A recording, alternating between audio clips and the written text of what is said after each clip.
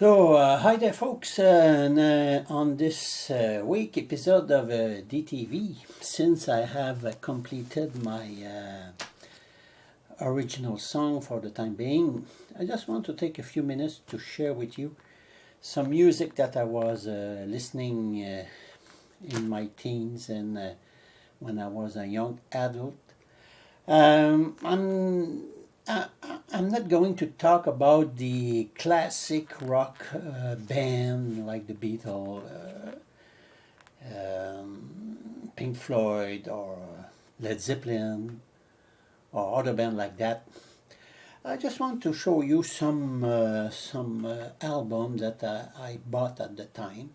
I don't have a plethora of album, and beside with my friends, some of my friends, they were buying some album. I was buying some album, and we would share the album to record them on a tape. So we could put four album on a tape, so we could save some money that way. So I have here a few. I don't want to be too long on that video, and I put it in the share the music forum because I want to share what I was listening to.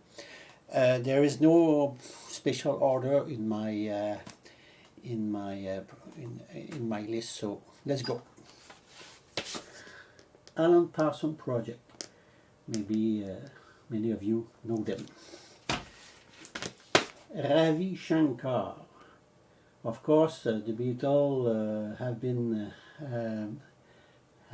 having went to the India. That's why we were interested in some Indian music. Three. Well, no. The Crusader, a kind of jazz, funky. They made many albums, very good. In the late 60s, the Moog synthesizer was beginning to show itself. So a fun disc to listen to with the Moog synthesizer. Humble Pie, Rocking the Fillmore. Music of Eric Satie. UK with former members of I think it was from King Crimson among them, I think. George Benson, White Rabbit, very good, the album. A special one here, the Bee Gees. This is a collection of 3 discs from their first recording, so very strange that I have that. Billy Cobham and George Duke Band, so jazz thing. Nectar. Bette Midler.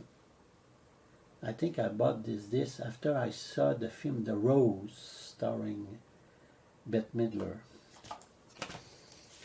Manfred Mann, Solar Fire, very good album also. Loggins and Messina, their take on the classical Americana song, very good. G.G. Cale, very good also, G.G. Cale. Barclay James Harvest, October. I had to listen back to that disc because I don't remember exactly the genre of that. A classical one here, Santana, Abraxas. Of course, we are in the 50th anniversary of Woodstock, so Moody Blues, another classic band, On the Threshold of a Dream, very good. Dave Brubeck Quartet, greatest hit.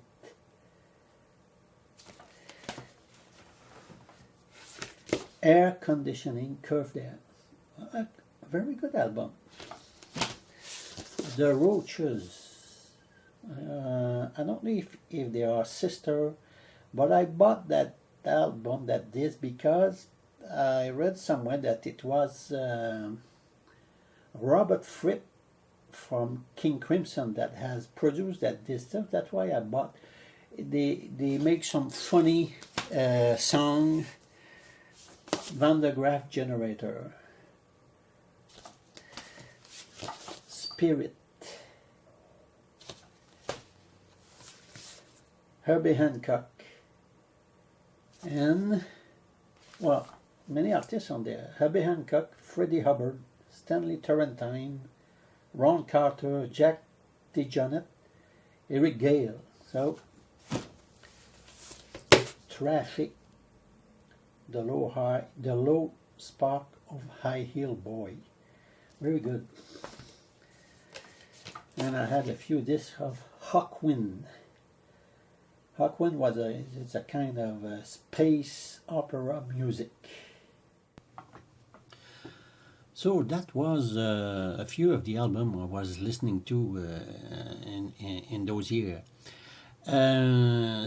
Like I said in the video, we are in the 50th anniversary of Woodstock. So in the late 60s, there were really great albums that were released then. And I want to ask you, what was the album or the albums with an S that had made an impression of you that were released in the late 60s?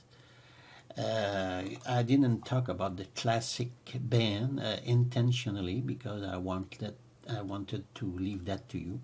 For me, in the late 60s, I really like 3 albums from the Eric Burdon and the Animals. The first one was Winds of Change. The other one was The Twain Shall Meet. And the last one they released in 68, I think it was Every One of Us. 3 good albums. They are not, let's say, well known as in the classic rock, but those albums were really good. And on Every One of Us, there is a version of St. James Infirmary. So the first time I heard St. James Infirmary was that cover version by Eric Burdon and the Animal. Maybe I will try to cover that version later on. So that was my little DTV for this week, and see you next time. I don't know exactly when. Bye bye.